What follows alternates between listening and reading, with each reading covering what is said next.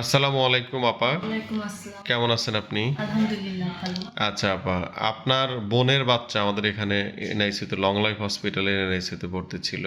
জি। তো কতদিন ছিল? আজকে ১৬ দিন। ১৬তম দিন। ইনশাল্লাহ কালকে আপনারা ছুটি নিয়ে চলে হ্যাঁ, যাচ্ছেন, আলহামদুলিল্লাহ। বাচ্চা সুস্থ। একটু যা সংক্ষেপে এই যে আসলেন, কি কি সমস্যা নিয়ে আসছিলেন, এখানে কেমন আসার পরে ছিল? আমাদের বেবির অনেক প্রবলেম ছিল। কিডনি প্রবলেম ধরা পড়ছে, শ্বাসকষ্ট, তারপরে জন্ডিস, তারপর প্রেশারের প্রবলেম ছিল। এগুলো সব নিয়ে অনেকগুলো প্রবলেমই ছিল। তো আলহামদুলিল্লাহ ট্রিটমেন্ট অনেক ভালো হয়েছে। ভালো হওয়ার বিধায় আমরা এখন আমাদের বেবি অনেক ভালো আছে।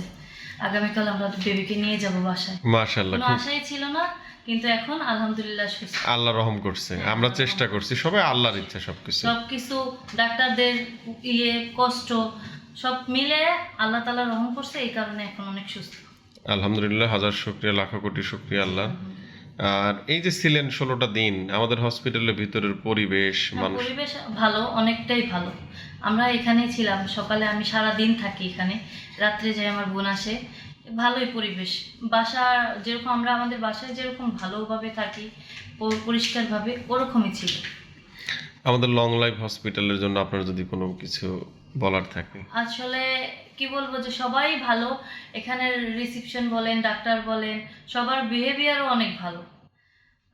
আমি এটুকুই বলবো যে যে ওনারা যথেষ্ট চেষ্টা করে। একটা ডাক্তার কখনোই চায় না যে একটা পেশেন্ট বা একটা বাচ্চা কখনো তাদের হাতে একটা দুর্ঘটনা ঘটুক, একটা সমস্যা হোক। ওনারা আমাকে যথেষ্ট পরিমাণ আশা দিছে, ভরসা দিছে। আলহামদুলিল্লাহ এখন অনেক ভালো। প্রথম কোনো আশার ছিল না। যাক, আমরা সবাই খুশি।